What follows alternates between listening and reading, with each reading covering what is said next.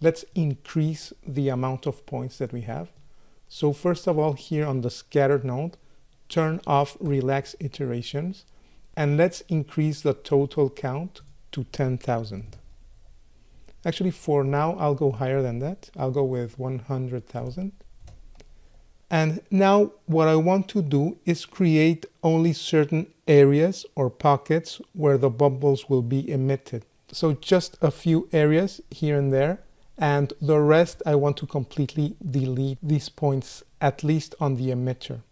Another thing that I want to do is to have the bubbles only being created on the bottom of the ink volume as it's being created. So once the ink has fallen or has gone deeper, I don't want bubbles being emitted on top of the volume. So first of all, let's take care of creating the noise mask, and then we can create a ramp based on the height of this volume to add particles just on the bottom. So let's now create a point VOP. I will connect it below the scatter. And first of all, I will name it at noise. I will also change its color. I will now dive into the node. And the noise will be very simple. It can be a turbulent noise or an anti-alias noise. Connect the position to the position parameter. And now the output, let's connect it to the color. So let's take a look at the noise parameters. So the alligator noise is fine. Usually we get values between 0 and 0.6, 0.7. And the signature 1D noise is fine.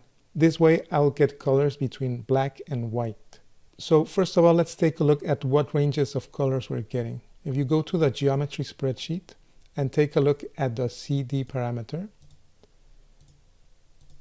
so apparently we're getting very low values, and my guess is that since the frequency is quite low, we're not getting a huge range. So let me go back, increase the frequency,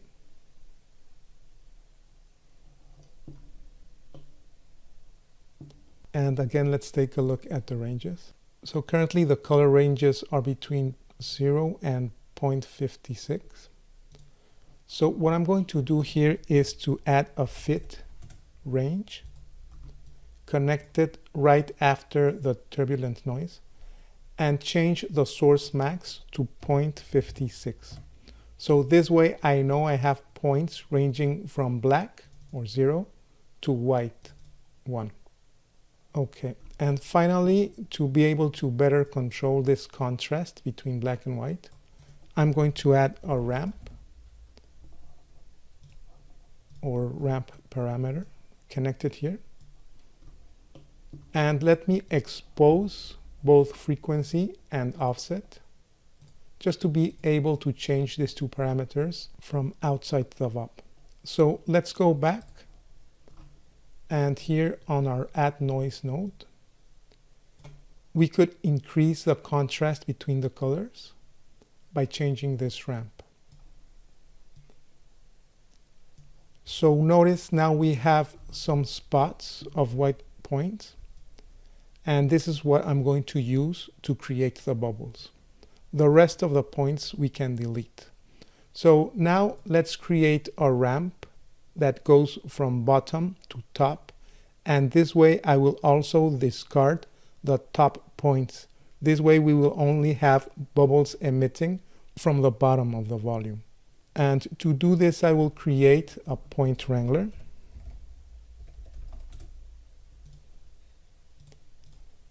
And I will use the bounding box of this geometry to create the mask. So let's change the name of this node. Let's call it ramp by bbox or bounding box. Again, let's change the color. And we will change the CD attribute or color attribute. So type v at CD is equal, or actually times equal, because we will multiply this with a ramp. And let me show you first the rel bbox function. So type rel bbox, open parentheses, and this function will expect a specific geometry to act upon and the position of a point within that geometry. So the geometry, we can type 0, which is the current geometry, then type comma at p, which is the position attribute. So now you can close parentheses and type semicolon and press Ctrl Enter to evaluate this. So currently, if you take a look here, we have several colors being created because the rel bbox is outputting a vector depending on 3 axes, x, y, and z. You will have 3 different values in red, green, and blue. So what I'm going to do is only output one single axis or one single value of this vector. In this case, I'm interested in the y or vertical axis. So you can type the following, square brackets, 1, and then close the square brackets. So 0 would be the first component, or x, 1 is the second component, in this case y, and 2 would be the third component, or z.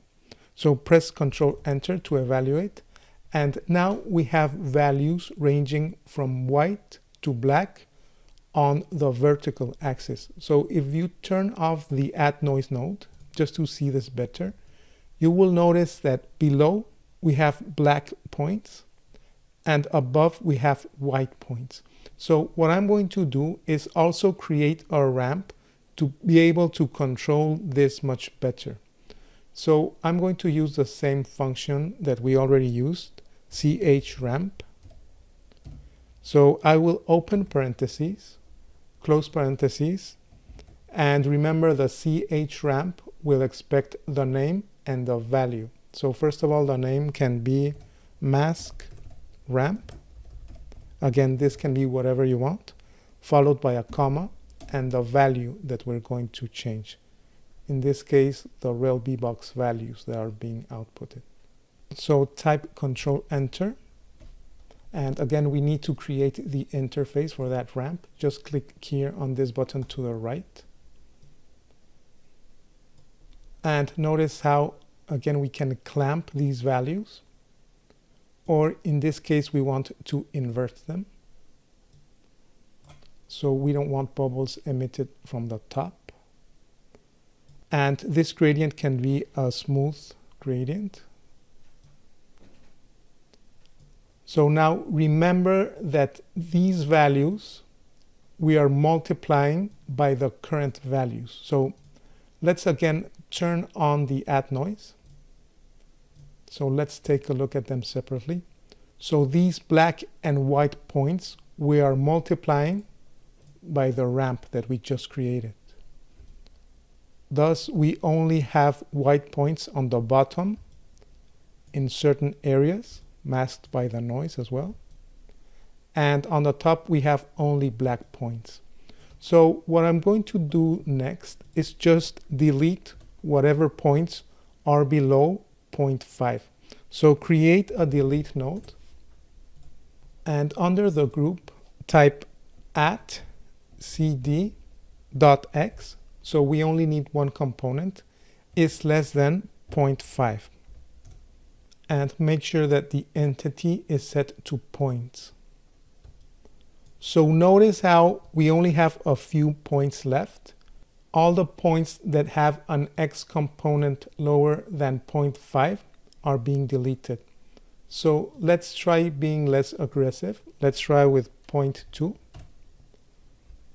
To keep a bit more of these points. Let's go back to our camera and press play. So I think this can work. Let's go with this. First of all, save your file. And we will use these points as an emitter.